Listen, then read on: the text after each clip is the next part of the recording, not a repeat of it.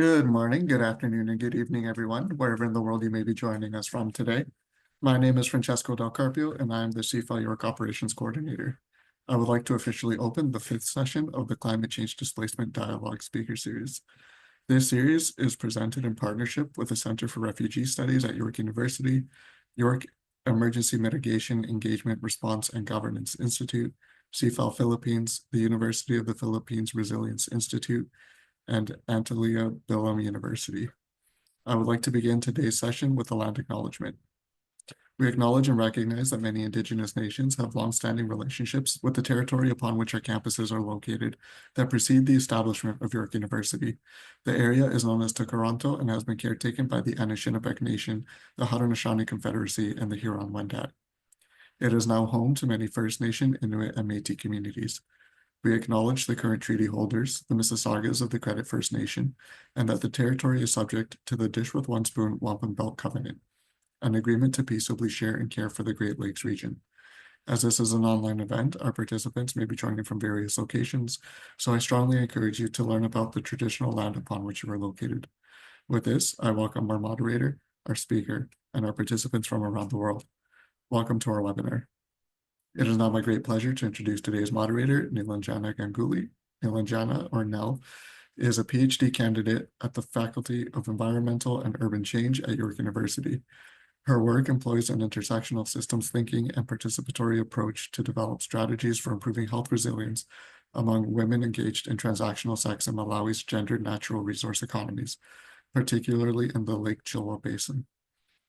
Nell holds a master's degree in environmental studies and a bachelor's in biotechnology from York University.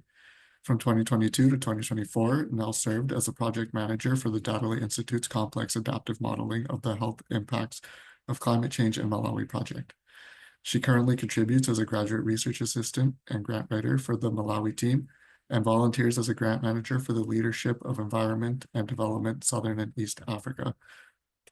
Nell, thank you very much for moderating today's session. The floor is yours.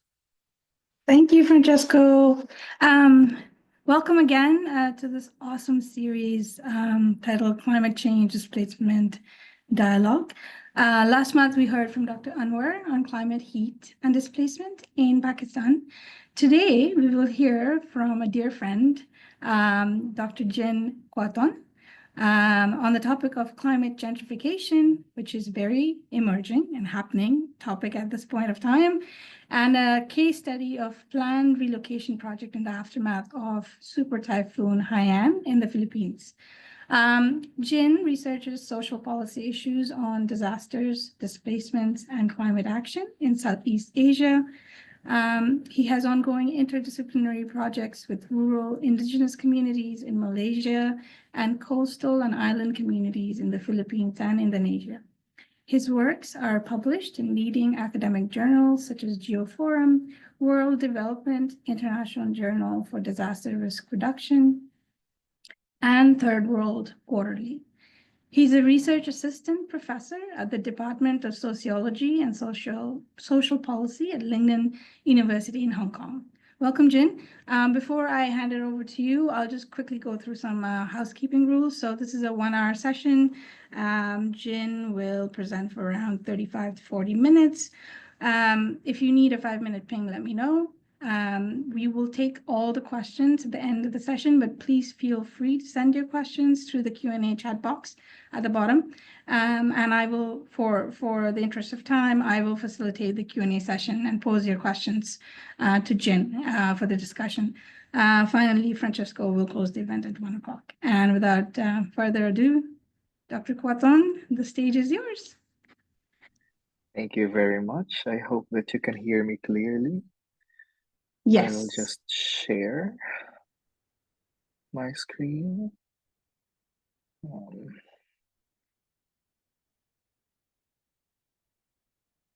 Okay. Can you see it? The first slide? Yes. That's perfect. Okay, first of all, thank you very much to CIFAL, CRS, and other sponsors of this event, and Professor Su for inviting me in this very important dialogue series that you're doing there at York University. It's a privilege to share my research as well as the things that we're doing with my brilliant collaborators um, in the Philippines and here in the Asia Pacific. So my topic um, is titled Uncovering the Drivers of Climate Gentrification in the Global South, and the focus in post-Haiyan Tacloban City, Philippines. When I was invited by Professor Su, I believe in late December last year, this paper was still under review, but I'm happy to share that just last month, um, it got accepted in Political Geography Journal, and I would like to acknowledge the brilliant people beside me who made this possible. Dr. Justin C. at Melbourne, University of Melbourne, Professor Wilmson, Brooke Wilmson at La Trobe University, and of course, our brilliant local collaborator in Tacloban, Miss Perli Peja of the Eastern Visayas State University.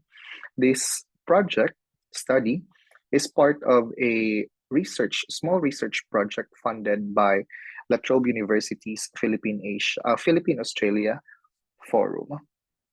So I tried to squeeze in different information in at least 20 or 21 slides for this presentation, but these are the main sections of today's sharing. So I'll be discussing about climate change and planned relocation, the different debates of climate gentrification, the context of Super Typhoon Haiyan and the Dreamville resettlement site. I'll also be discussing the different drivers, what we've seen on the field, and discuss them with you. And finally, I'll be concluding this sharing by discussing the three main processes of gentrification, which we see in Tacloban. So, planned relocation, which involves moving people to predefined locations as part of a state organizational effort, is increasingly seen as a strategy to adapt to climate change. Key frameworks such as the UNFCCC as well as the Sendai framework for DRR says that planned relocation, also called resettlement, is potentially good to mitigate disaster risks by moving communities from hazardous areas.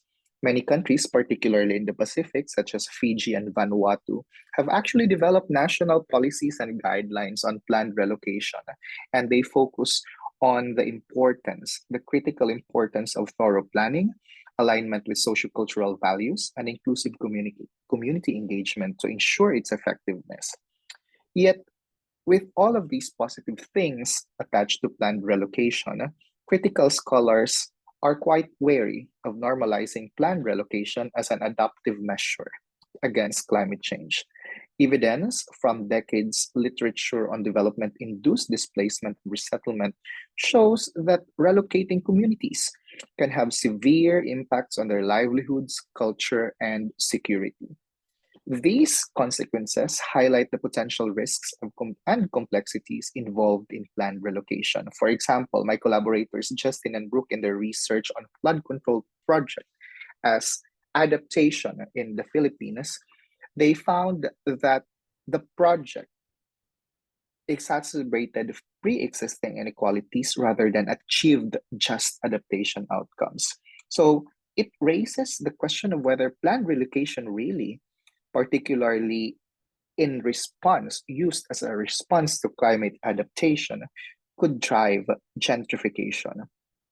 Gentrification in a sense that we conceptualize it as the process whereby, in general, the character of poor urban area is changed by more affluent, wealthier people who are moving in, improving their houses, attracting new businesses, and unfortunately, oftentimes displacing current inhabitants, usually poor people, as well as other marginalized groups in the process.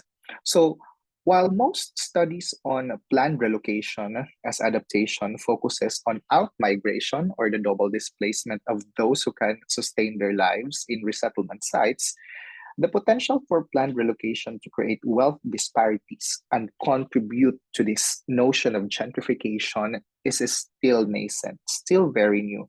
So thus, there is really a need to further explore and investigate it. So what is climate gentrification? This concept is quite new in the early 2010s. It is an emerging area of research in climate adaptation, in climate change literature, and it emerged from the studies of Keenan and Thompson, which link land elevation and property values to resilience and adaptation, effective adaptation against climate risks. So essentially, according to them, gentrification is about how environmental changes and adaptations, these different adaptation measures, can make certain areas more desirable or not. And because of this, it drives prices, property prices, and displaces existing residents in those areas. However, there's still a lot to explore and confirm about this phenomenon, especially concerning its theoretical as well as its empirical foundations. So, planned relocation, as discussed earlier, as used as climate adaptation, since it's becoming worldwide, it's moving thousands of people, families in one location.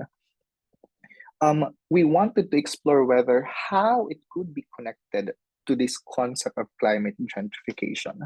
So we delved more on the literature on urban political ecology as well as critical adaptation theory in order to examine and understand its different drivers and consequences in vulnerable coastal cities, focusing in the global south.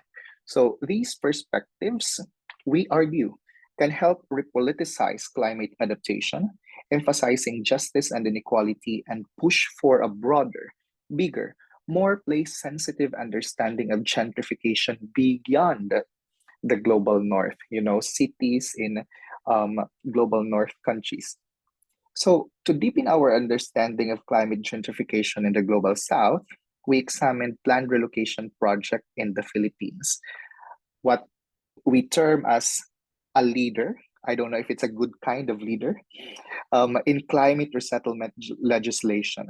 Our study, based on surveys and interviews, seeks to identify what climate gentrification looks like in the Philippines and its different drivers. Okay, without further ado, the literature is based on our reading on the literature. There are two main frameworks used related to climate gentrification. And the first one is about Best and Jause's seminal paper, where they observe climate gentrification as the reinforcing of various social, economic, and environmental domains. And each of these domains is comprised of different variables which serve as drivers of gentrification. For example, in socioeconomic domain, they said that gentrification is driven by policies, laws, legislations, as well as capital-related variables, financial capital, social, as well as political capital. On the other hand, environmental domain is driven by natural, like the topography of the place and the types of hazards, as well as the built environment-related variables, infrastructure. The other framework is from Wang that they locate climate gentrification at the intersections of various social, environmental, and urban systems. This is now from a systems perspective. So they claim that the three systems determine the contextual vulnerability of a community, which predisposes it to climate gentrification. Climate gentrification is still in its infancy. Thus, as I said earlier, it needs more exploration, both theoretically as empirically. So while we're reading the literature, we noticed two main gaps, shortfalls in the current literature. Firstly, it focuses on case studies, empirical case studies in the global north, like cities in the US and Australia, ignoring the unique scenarios in the global south. context-dependent situations, experiences, as well as scenarios in the global south. These regions, with their colonial histories and aspirations to become modern global cities, face different challenges and dynamics related to gentrification. The drive to modernize often leads to aggressive efforts to clear slums, informal settlements, which doesn't fit the new profitable urban landscapes, no? Highlighting the need for a more nuanced understanding of gentrification in these areas. Additionally, the second shortfall mainly is because it focuses on environmental and market factors. Over focus on environmental and market factors such as floods, wildfires, that drive property values in resilient areas. However, we note that this narrow focus misses out on the crucial roles of power and politics. Scholars argue that these factors create different vulnerabilities and that elites often benefit from climate adaptation projects, sometimes at the expense of vulnerable communities. This perspective, we argue, is essential to fully grasp the complexities of climate gentrification. Moreover, the discursive politics of climate gentrification play a significant role in shaping outcomes. The way adaptation is discussed can have real-world consequences. Defining who is at risk and who needs help needs to be critically investigated.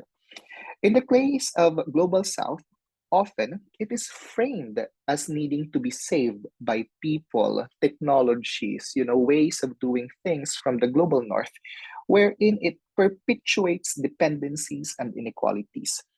Understanding local adaptation practices is crucial to uncovering these hidden dynamics of power and control and can help challenge these oppressive narratives and practices. So what are the main questions that our study were interested to answer? So focusing in post-Haiyan Tacloban City, we found that there is a significant lack of research on how adaptation interventions in the global south, such as planned relocation, can lead to climate gentrification.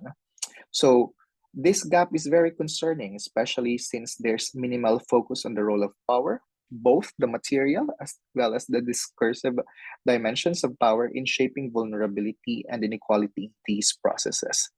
The political aspects of climate gentrification have been largely overlooked, as I discussed earlier. So, to address these, we conducted a case study that focuses on the different drivers of gentrification, but more so on the political dynamics in post-Haiyan Tacloban City. So, we wanted to ask, what does climate gentrification look like in the Philippines, especially that, based on what we're reading, it's mostly just focused on Australian cities, US cities. How is it different in the Philippines, right? So what are its drivers, focusing in one particular resettlement site? What are its drivers beyond climate change? So these are the main questions we really wanted to look at. So our focus is in Tacloban City. It is a highly urbanized area, urban coastal city in Eastern Visayas, Philippines, with a population of about 250,000. So Tacloban is composed of 138 barangays or villages, ranging from busy commercial centers to peri-urban, rural, and fishing communities.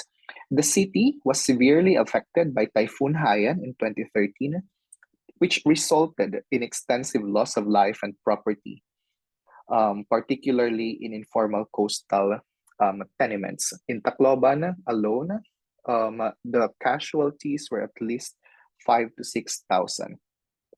So in response, the city government of Tacloban created the Tacloban Recovery and Rehabilitation Plan, or what they call TRRP. No? So the main goal of the TRRP is to resettle 40% of the city's population to newly zoned residential areas in the northern part of the city. One of the projects, resettlement projects of under the TRRP is Dreamville. Dream is actually an acronym of their homeowners association. But it's very poetic. Dreamville. I'll discuss that later on. So it is designed and constructed by Catholic Relief Services. It is an NGO based in the US, and they relocated around 900 families from the coastal district of Anibong. If you can see the yellow mark portion in this map, this one where the laser is, it's where they were living before, and the green portion here is where they are now located. It's the resettlement site. So the Dreamville project aimed to provide safe, well-constructed housing and included extensive community engagement and support, such as low-interest housing loans through the Pag-ibig agency in the Philippines, as well as livelihood development supports and seminars. The project is considered a model of relocation because it's actually praised both international observers as well as by the local government and the people living there, because the way the place was built, the housing was built, is that it was compliant with the national building standards in the Philippines.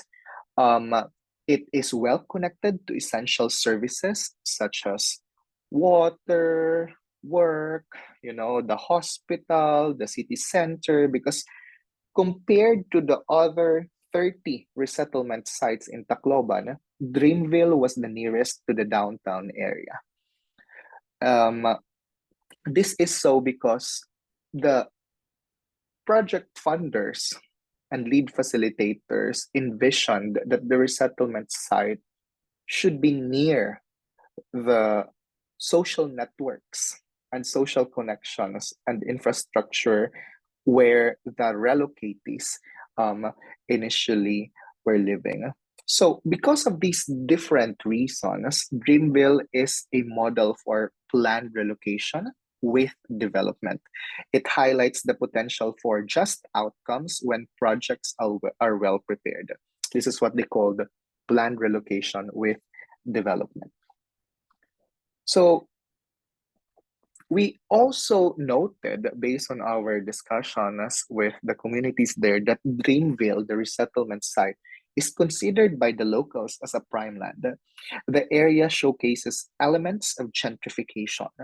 It was an initially underdeveloped and inexpensive land that was transformed through the construction of new housing, resilient, disaster resilient, climate resilient housing and other infrastructures that ultimately increased the real estate values as well as living costs in the area. This led to the displacement of some original relocatees who could not afford the higher costs while attracting higher income residents like health professionals, those families with overseas Filipino workers, as well as those with permanent incomes or regular incomes, such as government officials and government workers. So this shift aligns with traditional gentrification patterns where property value appreciation and the influx of wealthier, more affluent residents lead to the displacement of lower income households, benefiting the middle and upper classes. So as you can see here on the right side, those are the different types of houses, original houses provided to the beneficiaries. They have different types based on the number of household members. Type A, Type B, Type C. What you see here are the basic row houses wherein the family members are less than 5. What you see on the left side, these are what we call upgraded or renovated housing units where since they can afford, they can make an extension. So if you can see that part with the unpainted GI sheets, those are the extensions of the original housing. And when we asked who owned the house, they just said that they have a family member who's working abroad. Okay, now the most interesting part, I think, and the fun part of this project, the field work. We were able to do 3 household surveys, conduct household surveys in Dreamville, a total of 300 households. Based on these data, we triangulated it with semi-structured interviews with 23 key informants. Who are these? These are the government officials, the buyers, and the sellers of housing units. It was very, very fun conducting this fieldwork. We also interviewed gatekeepers, community leaders, representatives, as well as officers of the homeowners association who have, deep knowledge of what's really happening in their community. Also, we talked, of course, with regular community members. When I say regular community members, they don't have any um, officership in the homeowners association. They're simple residents, one of the relocatees, beneficiaries of the housing unit. So as you can see in the picture, this here is actually the Anibong district. This is a dike, and this is already the seawater, the ocean, and the different I mean the these are the remnants of their former houses, residences. Here is Brooke, one of my collaborators, and this is the temporary house. Not really temporary because that's the only house or dwelling space that a former relocatee beneficiary in Dreamville is now living on because he was forced to sell his unit in Dreamville.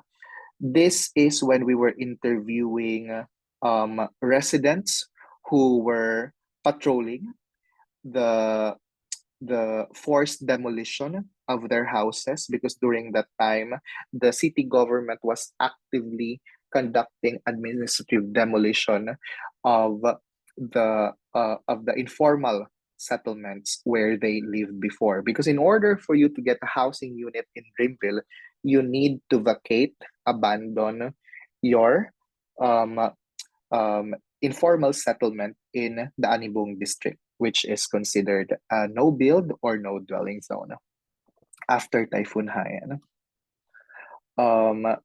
This is the interview with a key government official in Tacloban, one of the buyer. This is she is a resident of Dreamville, but she goes back to Anibong because she has a mini store, small store that she tends to. And during the weekend, she would just go home.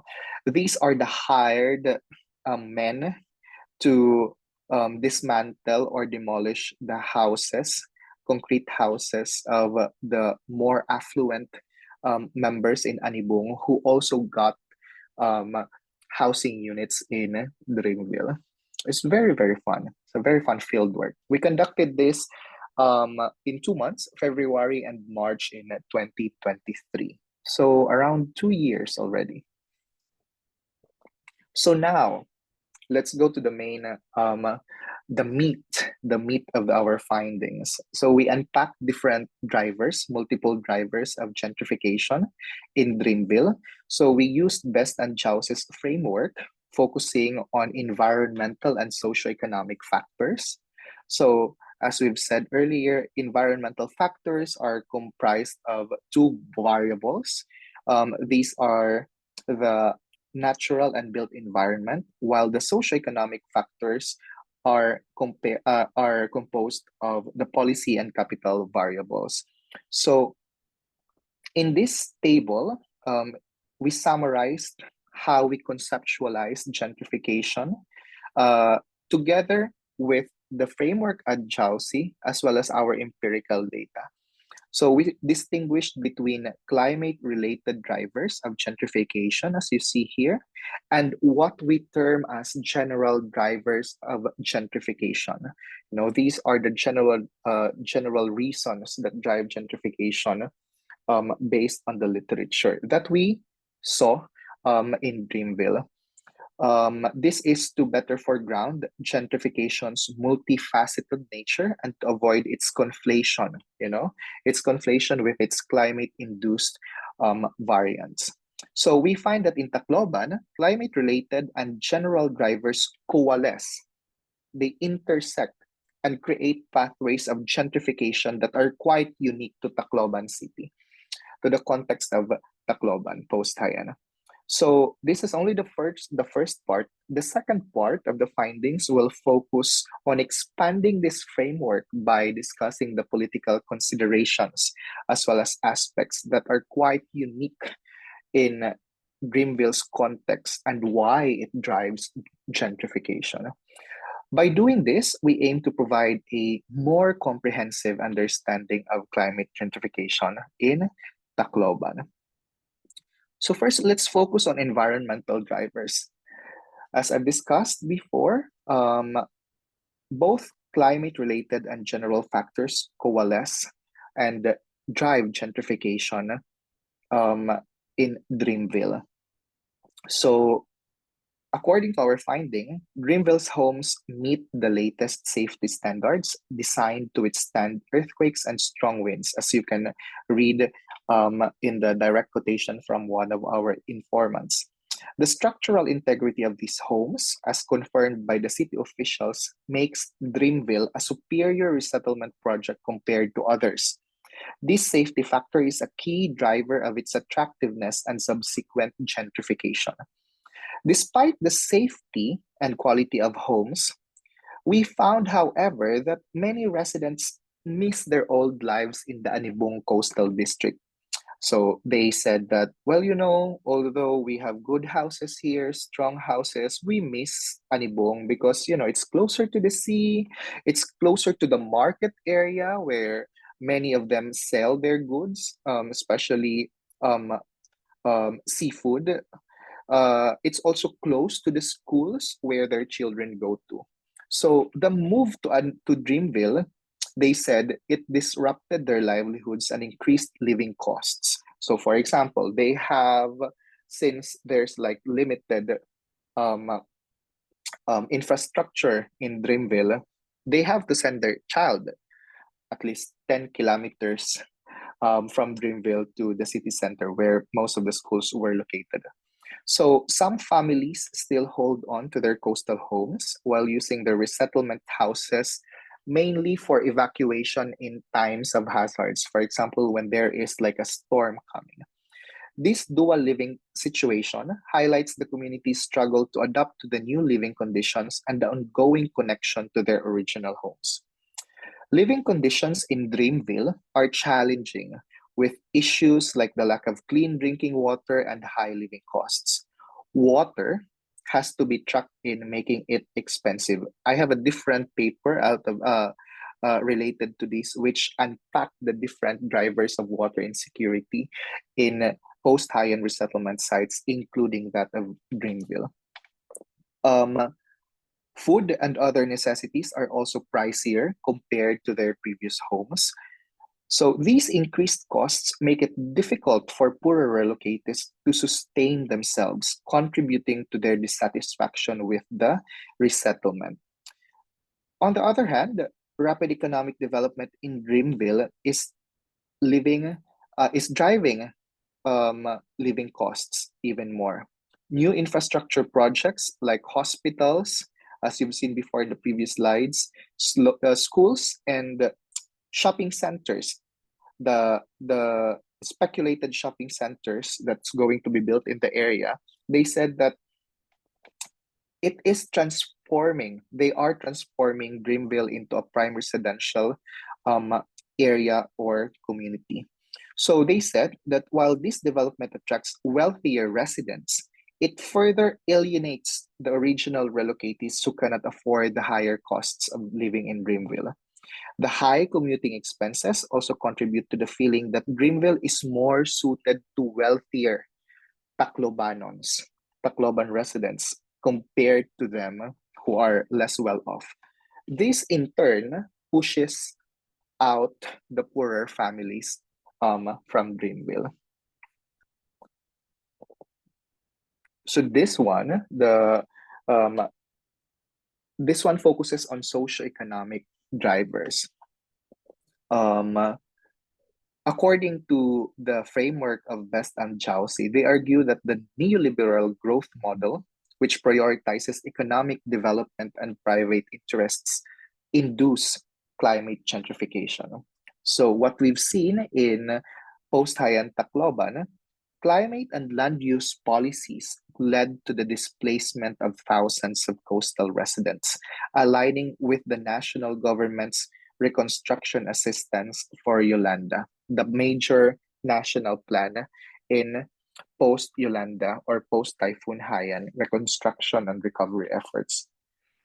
One of the main aims of that plan is to resettle people living within 40 meters of the coastline to safer zones. Tacloban's government has also pursued modernization to attract future investments, institutionalizing its goals through various policies like the city's comprehensive land use plan, where it envisions Tacloban as a quote-unquote globally competitive, resilient, and green city, which they actually allocated funding to boost economic growth in areas, for example, on business processing outsourcing,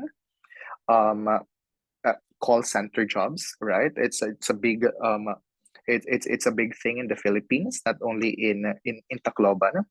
Areas of tourism, agritourism, as well as transport. Tacloban North, that area in the northern part of the city, is envisioned or earmarked for housing and expansion under the Tacloban Recovery and Rehabilitation Plan. So it envisions the area, Tacloban North area, as an economic zone, which was before it was only a land focused on agriculture as well as timber, because it's a forest area before. It's considered very urban. On the other hand, Best and Jausi suggests that a lack of political capital, particularly when vulnerable groups are excluded from adaptation planning, can drive climate gentrification. In Dreamville, we saw that political capital is garnered in multiple ways, including the posturing of care by local officials or politicians or hopeful politicians, as well as vote buying, which in general in the Philippines is quite rampant. We have an upcoming national election for our legislators, and you can expect vote buying, not at the national as well as the local level. So we found through interviews there's different allegations, these different allegations that some politicians have promised resettlement houses and employment opportunities in exchange of electoral support, leading to an equal access to benefits and making it harder for non-allied residents to cope with rising living costs. The housing loan scheme in Dreamville, as I discussed earlier, I said that it's under mortgage program, right? Wherein CRS donated the structure, but because of the shortage of finances, they had to ask the beneficiaries to finance the land acquisition through the mortgage program in Pag-ibig. So this housing loan scheme also induced people to return to informal settlements. Why? Many residents were unaware. They said they were unaware of the monthly amortizations required to pay for the land, leading to financial strain and threats of eviction. The housing loan scheme, targets wage earners in the formal labor market, However, many of the beneficiaries of the housing from CRS lack access to the banking system, and they have many of them don't have secure tenure jobs.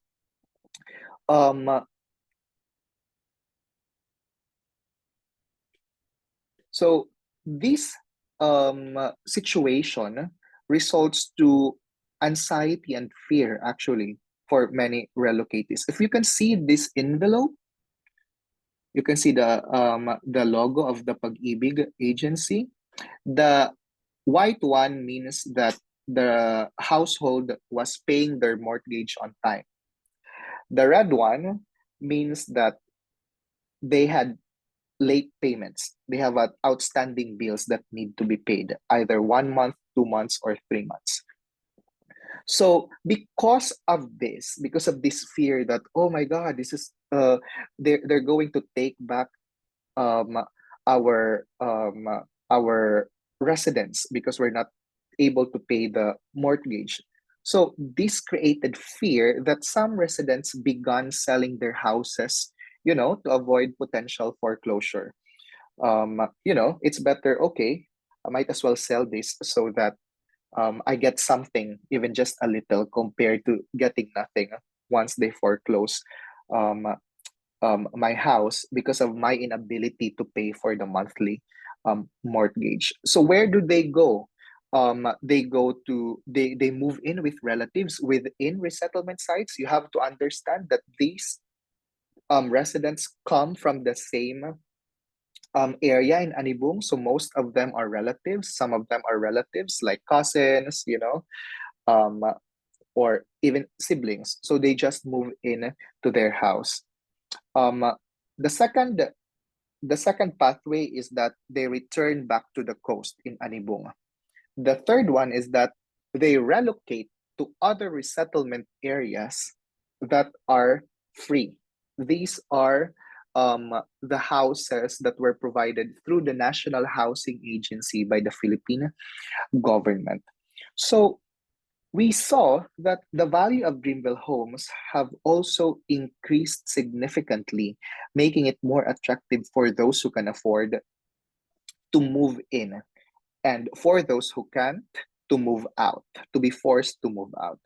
This shift has led to the outmigration of lower income residents and in-migration of higher income households, including health professionals like doctors and nurses, overseas workers, and government officials like firefighters, police officers, teachers, while those unable to pay loans, such as people with disabilities, as well as the elderly, were forced to move out.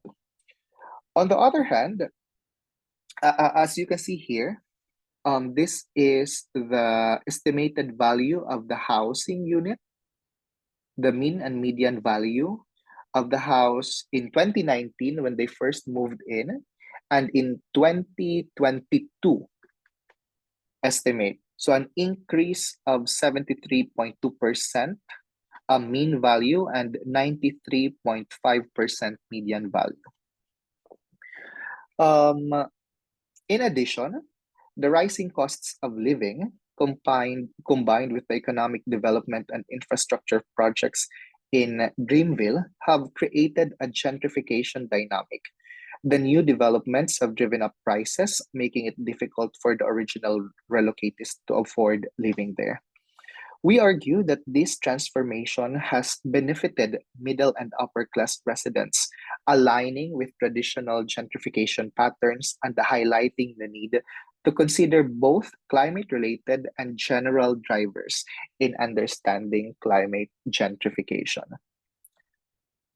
Still on the socioeconomic drivers, we wanted to highlight that when we talked about when we talked with the community members, they really said that there was strong coordination among them as well as the NGO during the planning phase of the resettlement sites. However, despite this strong coordination, it resulted to the fragmentation of their social networks because of those reasons, you know.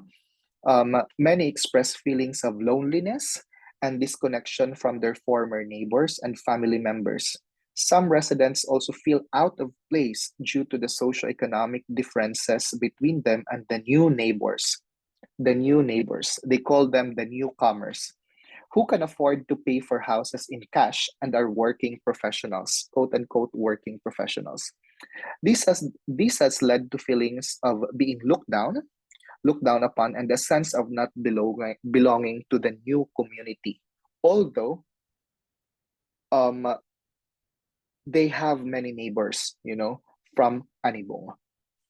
So based on this, for example, one of our informants said, before we knew who our neighbors were since we were also neighbors in Anibong, but now we are shocked that new faces are walking around. Another interview said that because of the difference of their socioeconomic status, she feels that she's different from them. She said that because they can afford to pay the house in cash and they are working professionals, that's why she felt alienated, right? This one here is this table is a comparison of their perceptions on living conditions related to income, job security, as well as food security, comparing when they were in Anibong and now when they were in Dreamville. All across the board, there were at least 10%, there were at least, all across the board, there were a decrease in their perceptions of living conditions that they are now living in Dreamville. So they said that although the planned relocation promised a better life, many faced decreased incomes and higher food insecurity compared to their previous conditions in Anibonga. Residents report significant drops of income, job security, as well as access to food now that they are living in Dreamville. So, Jin, because of the, yes, sorry, how you many have minutes more 10 minutes. do I So, have? you don't Okay, I have will 10 try to wrap up. Yeah, I if you will can try to wrap wrap up up. at least 2-3 minutes, we can go to the question. This is the last part, the most important one, the political drivers of climate gentrification. So the issue of relocating communities in Anibong district existed before Typhoon Haiyan. Tacloban as a regional hub is a prime location for economic development. It attracts migrants and it leads to the growth of informal settlements. So in 2012, the city government have been trying to relocate these people living in Anibong and other coastal informal settlements in Tacloban. However, they face a lot of resistance. But after Typhoon Haiyan, because of the sheer danger as well as damage that the hazard brought to them, it was easier for the government to relocate these people, because if they said that if you continue to live there, it's up to you. Either you move out, you relocate, or face another typhoon and face that potential to be dead, right? As can be seen in the sheer fatalities after Typhoon Haiyan. So another reason is also because after Typhoon Haiyan, there were a lot of funding, coming from the government, either through loans, either through donations from the private sector, to really move people away from the coast. With the city's land use plan also changed, as I mentioned before, the northern area that was formerly agriculture and timber area was now rezoned, reclassified as a residential area. And the residential area in the city center were now rezoned or reclassified as no dwelling, non-residential zones. What's only permitted are economic activities. So when they were moved out, what came in were private sectors, private businesses that were able to take a grab of that spatial area, no, in order for their economic as well as financial benefits. So another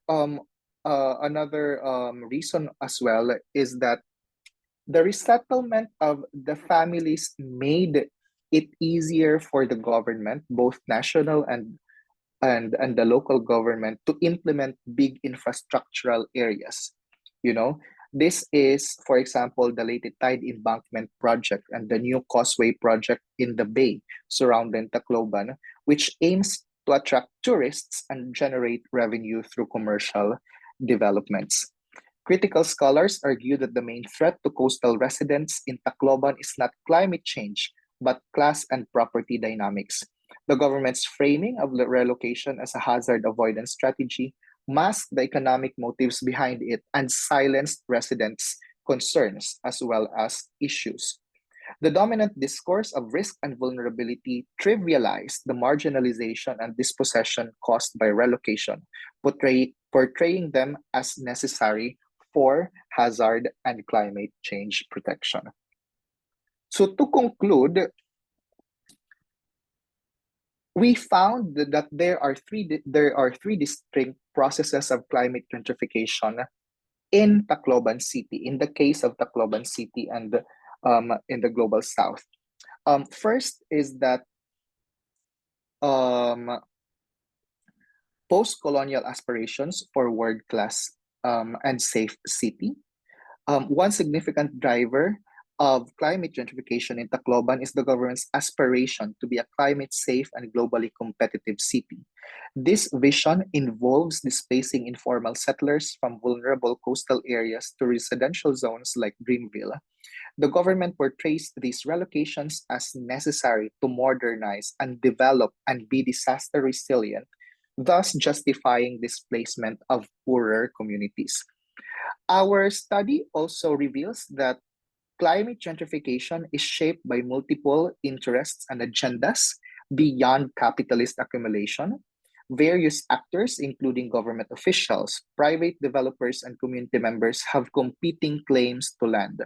While some residents share their settlement houses to improve their financial situations, others use them as temporary shelters during storms, highlighting these complex socioeconomic motivations behind these movements.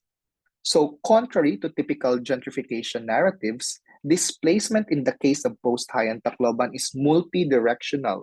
Some residents return to their original coastal homes despite being prohibited by the no-build zone or no-dwelling zone policy, while others move to different parts of the city or even leave Tacloban altogether. This pattern contrasts with the one-way displacement often seen in global north cities. Lastly, power and politics play a crucial role in shaping climate gentrification in Tacloban, Philippines. National and local politics influenced the relocation of informal settlers from Anibong Coastal District to Dreamville, which aligns with the broader plans for urban redevelopment. Additionally, political clientelism affected the allocation of resettlement houses, with political allies receiving homes intended for low-income residents, exacerbating intra-community inequalities. I will end by thanking La Trobe University, our local institutional partner, Eastern Visayas State University, as well as the city government of Tacloban for providing the necessary support in making this project possible. Thank you very much. Thank I'm you, sorry I Jim. talked so long. No, but it was so interesting and informative. Like you've covered so much. I know we don't have a lot of time, but I think I encourage everyone to send CFOL questions that you may have. But I will ask a quick question.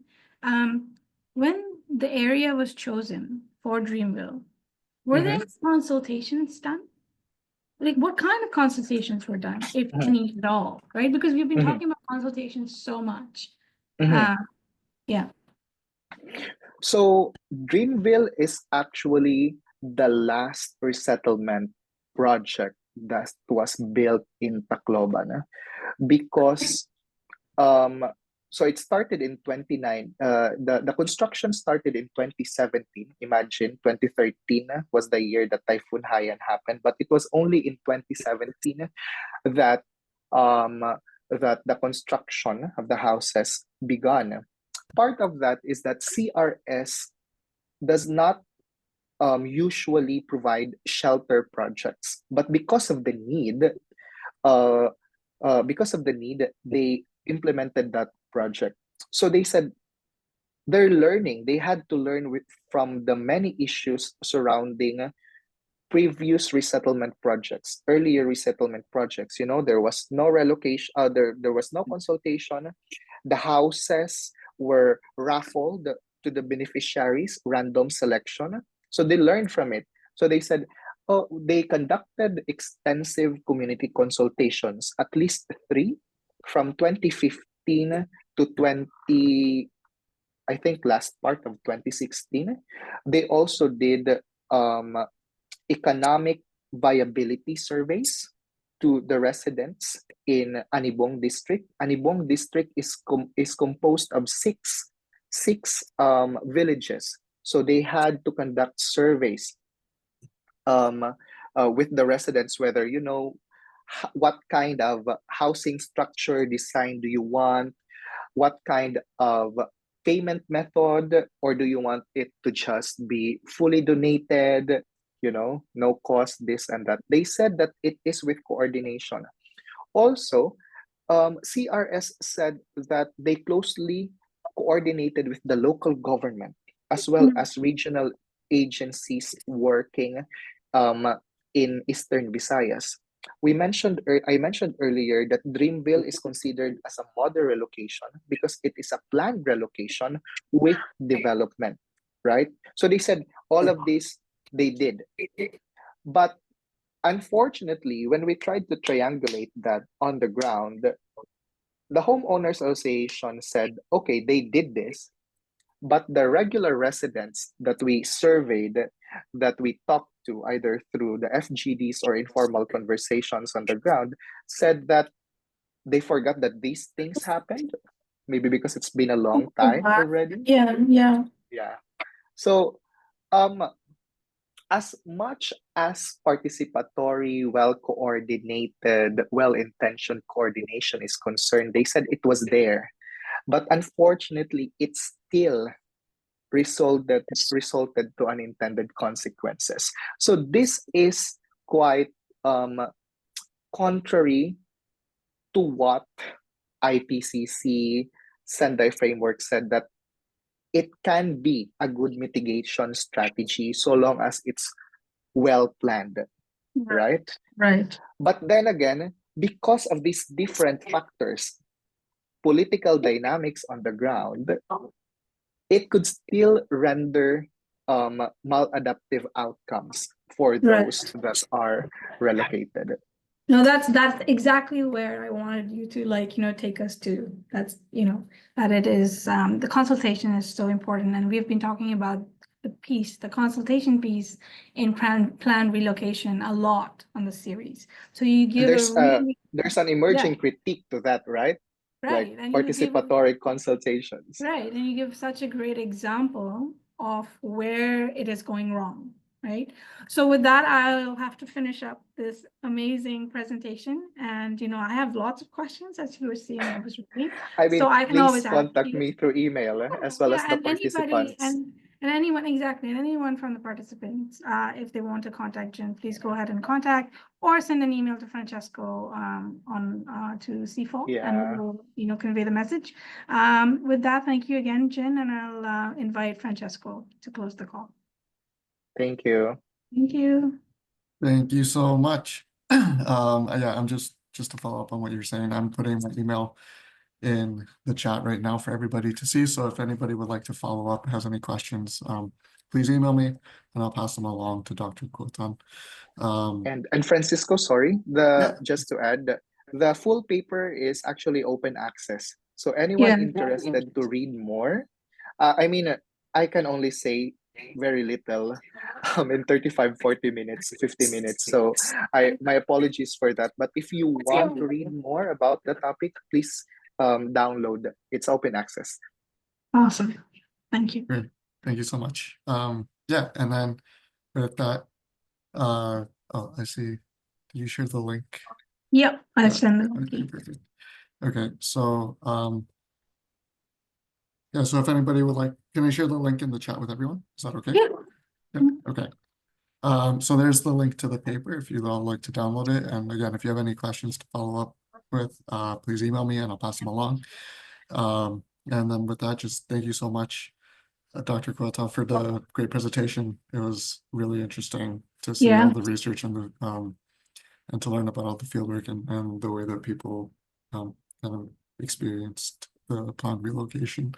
And yeah, as you mentioned, like the unintended consequences and really how much we really need to think about these kinds of things well before we do them.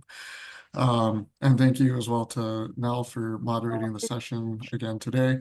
And thank you to all of our partners for this series, for your ongoing support and help. And then just as a reminder, this session was recorded and it will be up on our YouTube channel within the next few hours, hopefully, if you would like to revisit it or share it with anybody who couldn't make it to the session today. And then just again, another little reminder that this is a monthly speaker series. So we do have another session coming up on March 26th with Dr. Haiyan from the University of Amsterdam. So if you would like to join that seminar, please mark that on your calendars, share it with anybody who might be interested. Again, registration is always open and free for this series. So with that, just one last big thank you to everybody, and I hope everybody has a great day. And yeah, thank you so much. That was fantastic presentation. Bye. Thank you very much. Good night. Good night. Take care. Yeah, good night to you. I hope you're able to get some rest. Thank you so much. That's good. I know.